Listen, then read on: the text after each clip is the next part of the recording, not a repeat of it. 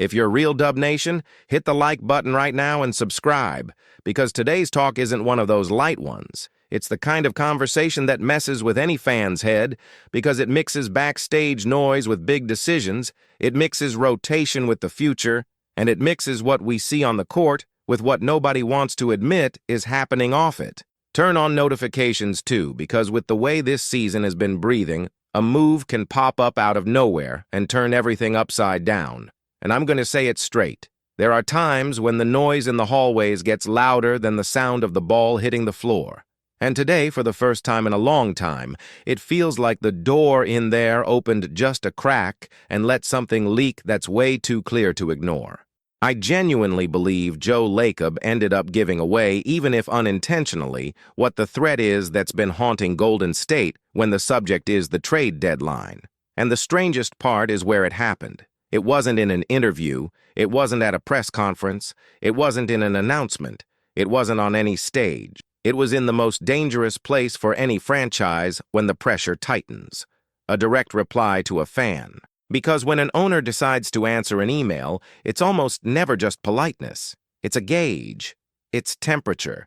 It's the top floor of the building feeling the vibration of what's going on the floors below.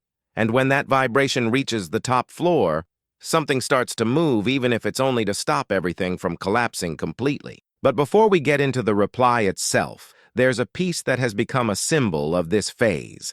And that's the kind of thing that starts off looking like a detail and ends up becoming a serious debate. It's not a star. It's not someone the whole league is fighting over. And even so, it's turned into heavy business. Pat Spencer. What's going on is simple to explain and irritating to accept. Pat is on a two-way contract. And two-way isn't just a bureaucratic label. That type of deal works like a leash with a limit. There's a cap on how many games the player can be active for in the regular season under that status. It's not paperwork. It's a countdown. It's a clock running. And Golden State has been using Pat with a frequency that makes that clock scream.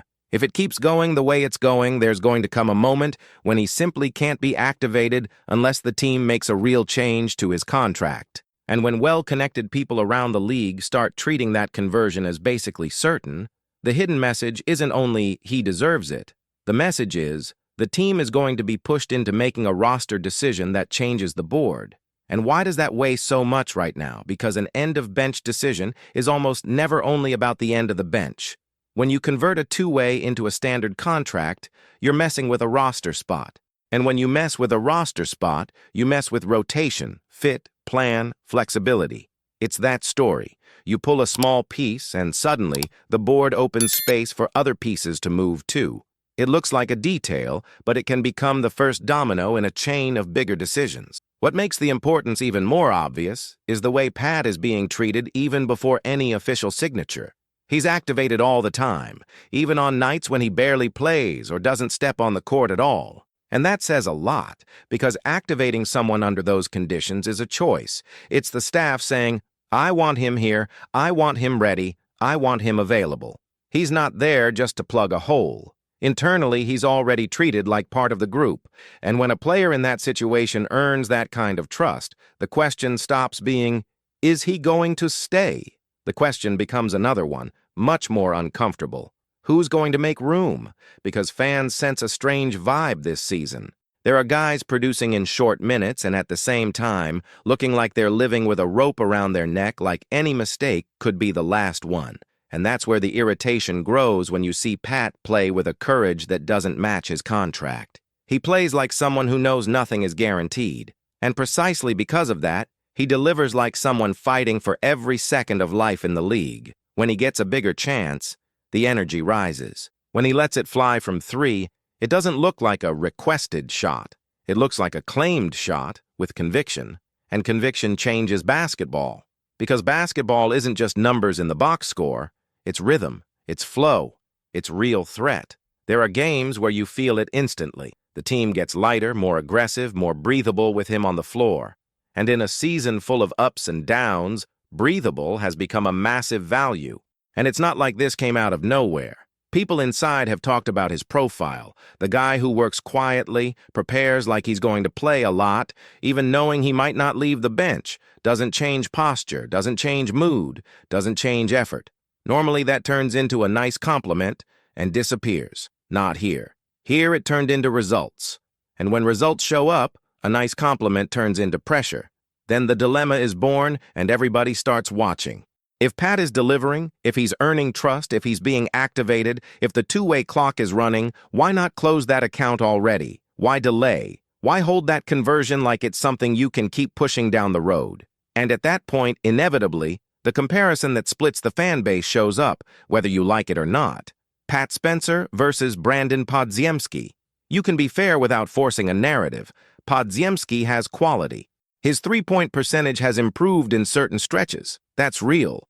But there's a massive difference between making some shots and being a real threat. Threat isn't only percentage. Threat is volume with courage. It's letting it go without overthinking when the ball arrives. It's punishing the defense before it adjusts. It's forcing the other team to respect you. And there's another layer. Understanding what the possession needs. There are moments when you watch and think, why did the entire possession run through the hands of someone who didn't need to be the one driving this? Why did the ball enter a maze and end in a twisted shot when there were clear paths? The heart of the problem is consistency. You can't sell a young player as a piece of the future and at the same time ask for infinite patience while the present pours down the drain. Because the present has been pouring away in a lot of games, in a lot of stretches, in a lot of nights when the team looks heavy. Heavy in the legs, heavy in the head, heavy in decision-making. And when that happens, fans don't want a nice sentence. Fans want movement. So fine. Everything points to Pat needing to be converted, but the question that hurts isn't that. The question is what comes next. Is this going to change anything for real, or is it just a stamp so the team doesn't lose an asset? Because signing someone is one thing. Truly trusting is another. Giving them an actual role in the rotation is something else entirely. There are teams that convert a contract and still keep the guy locked up, like money in a safe. And if Golden State does that, the fan base will boil. Because the request isn't bureaucracy, the request is impact. And this is where the story gets tenser because Pat Spencer isn't isolated. His situation bumps into a much more sensitive domino, Jonathan Kuminga. I'm not stating he's going to be traded. What I'm saying is there's a feeling in the air, and it's getting hard to ignore. His situation has gotten weird, cold. It's become the kind of topic a lot of people avoid touching, like speaking too loudly could break something. When a player starts stacking DNPs, when the explanation is always the same, when everything becomes coach's decision on repeat, there comes a point where it stops sounding like a small adjustment and starts sounding like a signal. Because the NBA has a brutal logic everyone knows, even when they pretend they don't. If you're considering using a player as trade material, the worst possible news is for him to get injured. And when pressure rises, some teams put the player in a kind of freezer, not as punishment, but as asset protection, to avoid risk, to keep the option alive. Then you connect the dots. A two-way about to demand a spot, a young player fading in and out, and a team that needs flexibility. Can you call it coincidence and end the discussion? You can, but you can also see it as board setting. And when that reading enters a fan's mind, every detail turns into a clue. It's in that climate that Lacob's reply carries weight. Picture it. A fan sends an email saying what thousands say on social media, or swallow so they don't blow their top. Do something, because like this, it can't be. He points out you can't rely on a heroic night all the time. The team can't play like it's an endless series of improvisations. There's a physical need in the paint. There are moments where it feels like there's a lack of a true big presence to demand respect. Certain choices leave the offense stuck. And then the owner replies. And the most important point isn't only the sentence itself, it's the tone. Because when an owner replies along the lines of, "You think you're frustrated? I'm even more frustrated," that's a confession. That's the top admitting there's a problem. The standard response would be hiding behind, "We believe in the roster and we'll keep working." But when he puts the frustration on himself, he's saying, "I know what you're seeing. I feel the same pressure. I'm not comfortable." But that honesty also scares people, because it puts the owner's "I" too much at the center. And when the owner steps too far into the middle, a doubt is born that fans hate having, but end up having anyway. How much real autonomy exists in decision-making? How much of it is basketball and how much is internal politics? How much is the front office's vision and how much is the will of the person above it all? How much is planning and how much is emotion, impatience, control? Because in the middle of that kind of reply, you usually get phrases that look small but carry subtext.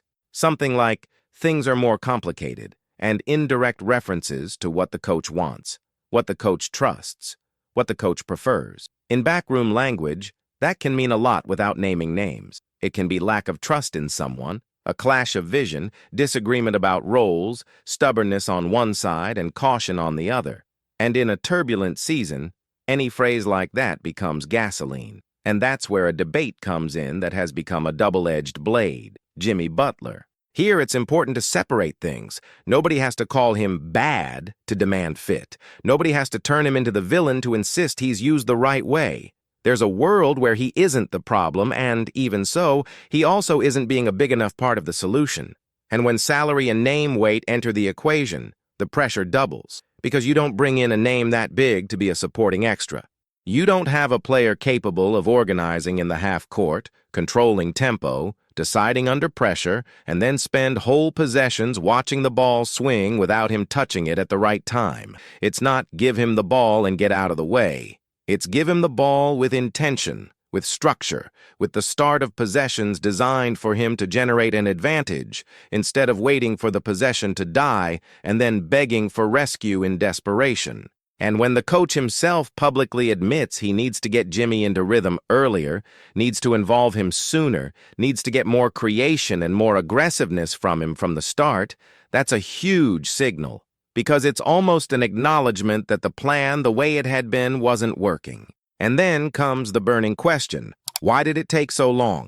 How many possessions got wasted with the ball in the wrong hands while the guy who should be organizing was parked, waiting for the possession to turn into a fire so he could put it out? An offense needs a clear hierarchy, and Golden State far too often looks like a team living on survival, like every possession requires a miracle. And a miracle isn't a system. A miracle is desperation. And when you connect that to the tone of the email, you can feel the subtext. If Jimmy isn't the problem, then he needs to be a constant part of the solution, not an emergency option.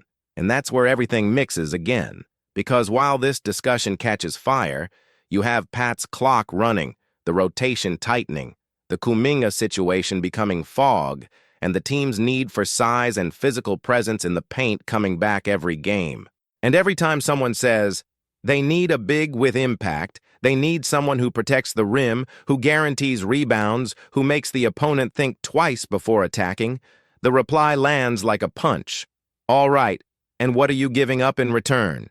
Because the NBA doesn't give gifts. Every big trade demands a price, and the price almost always is the future. That's why Pat Spencer's situation, which looks small, becomes huge, because it forces a roster decision. And a roster decision, right now, can open the door to another decision. If a spot needs to be adjusted, someone might leave. If someone leaves, the market notices.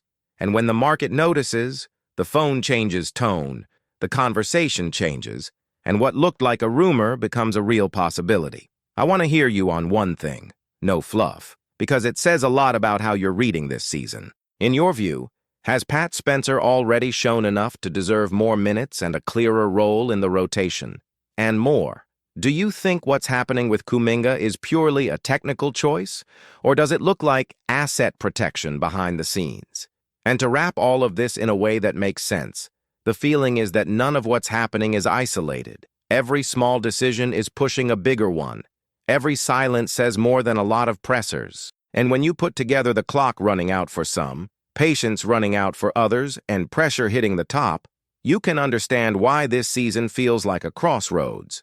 Either the team fully commits to the path it chose and accepts the consequences, or some piece is going to have to move to stop the story from getting stuck halfway. What can't happen is pretending everything is normal, because it isn't. and anyone who follows closely feels it every game, every strange rotation, every decision that seems to be holding something bigger back. If this reading makes sense to you, hit the like button now, because that helps this get to more fans who are also trying to understand what's really going on.